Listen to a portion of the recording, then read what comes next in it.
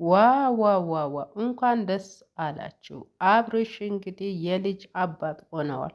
ሩታ ልጅ ወለደችለት። በጣም ደስ የሚል በሰላም ተገላግላለች። ገብታችሁ እንኳን ደስ አለሽ፣ እንኳን ማርያም ማረችሽ እያላችሁ መርቋት ማለት ነው።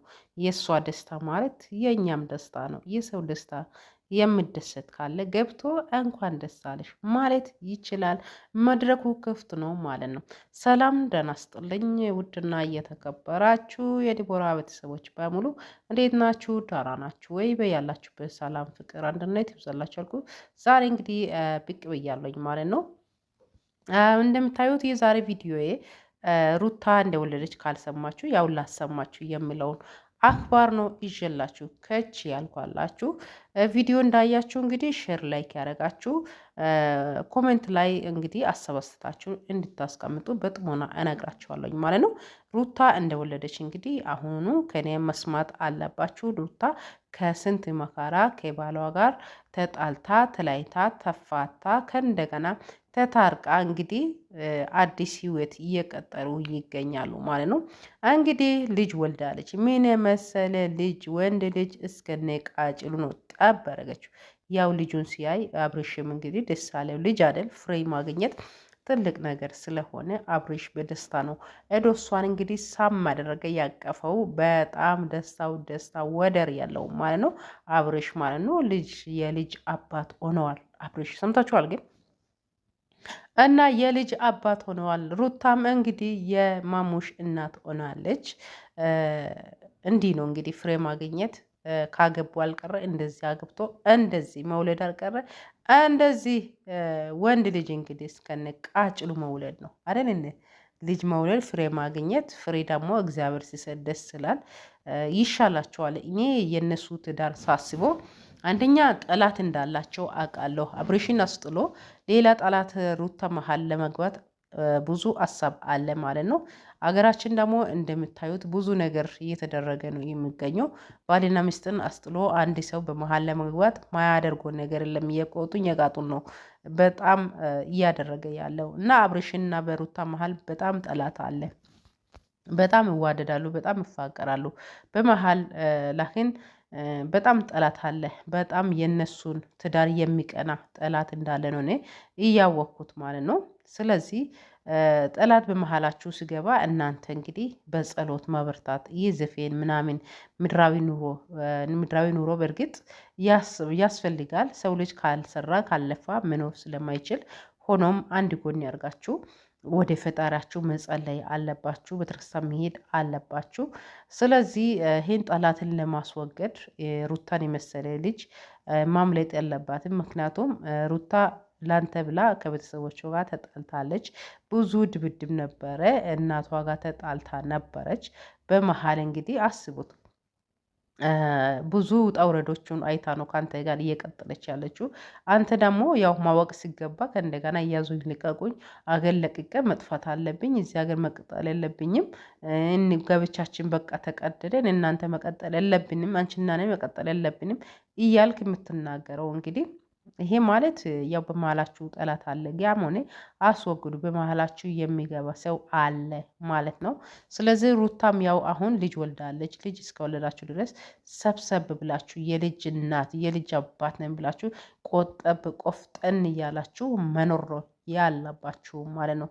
በመሀላችሁ ማንኛውም ሰው በጥሩነት በጥሩ ኑሮ በጥሩ ሁኔታ ደስታ ሲስቁ ሲጫወቱ ሲቀልዱ፣ ይሄ ደግሞ ሴጣን አይወድም ታውቃላችሁ። የሰው ደስታ ሴጣን እንደማይወድ ታውቁታላችሁ አይደል?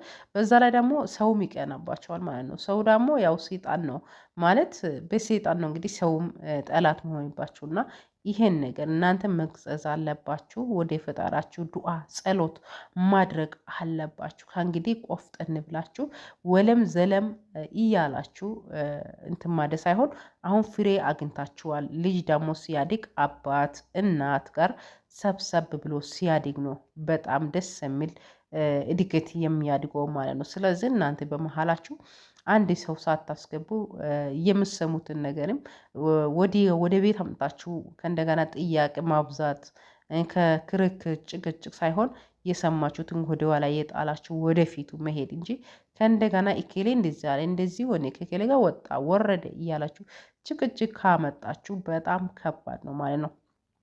ስለዚህ አሁን አብርሽ ዩቱበር ነው፣ ሩታም ዩቱበር ነች።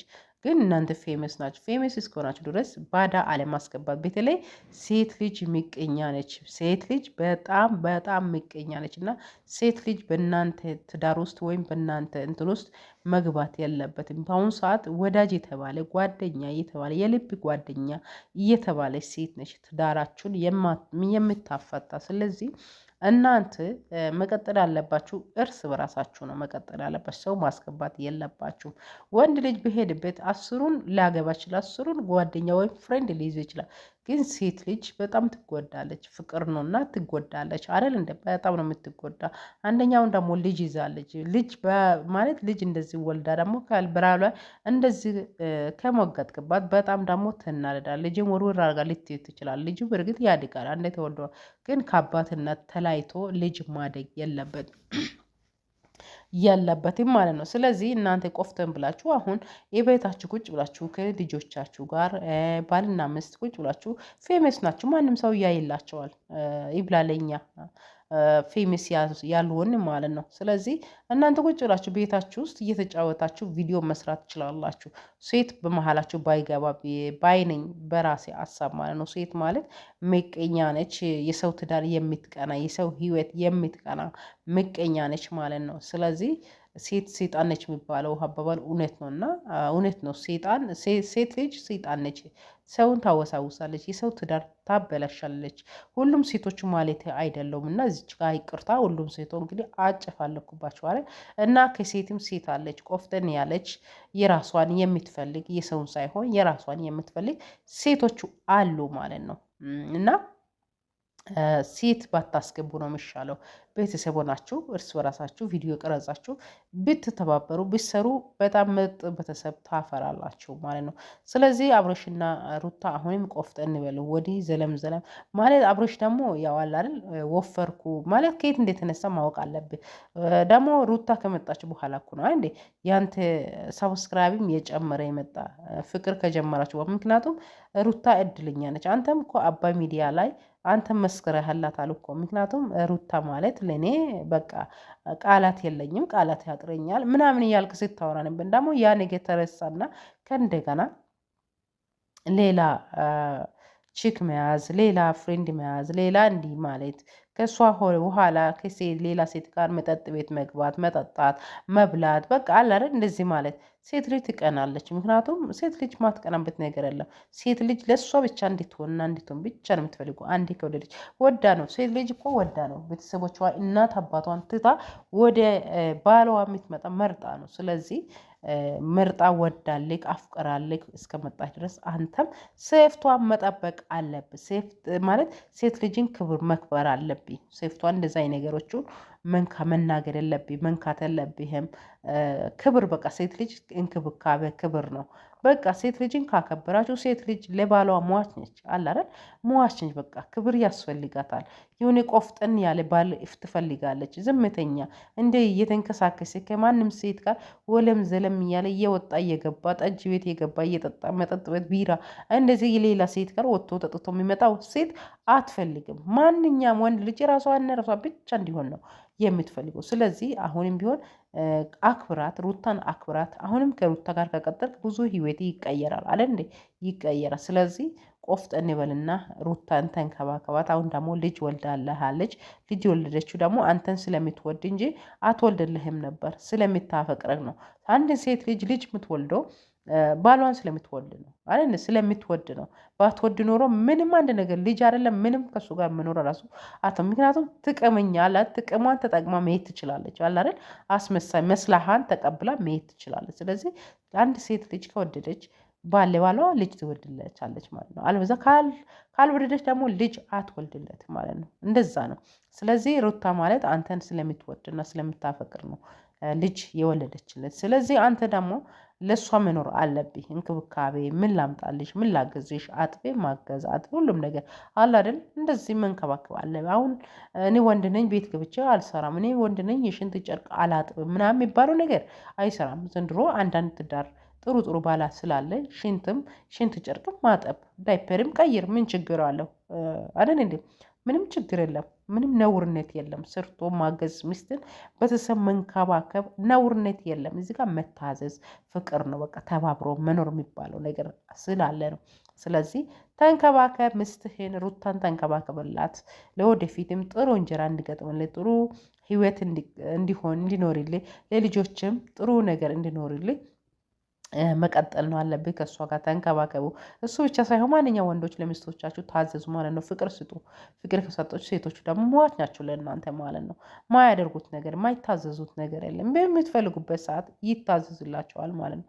ስለዚህ ውድ የሀገሬ ልጆች የዛሬ ቪዲዮ ይሄን ይመስላል። የሩታና አብርሽ ደጋፊዎች ካላቸው እንኳን ደስ አላቸው፣ እንኳን ማርያም ማረችሽ እያላችሁ እየገባችሁ መርቋት ማለት ነው። በአዲስ ቪዲዮ እስክንገናኝ ሰላም ፍቅር ይሁንላችሁ። ቪዲዮ እንዳችሁ ሼር ላይክ እያደረጋችሁ አበረታቱኝ። ምን አስባችሁ ነው እናንተ? ብድር በምድር ይቅርባችሁ። ኧረ በናዝሬቱ በኢየሱስ ክርስቶስ ስም ኧረ ወጋው።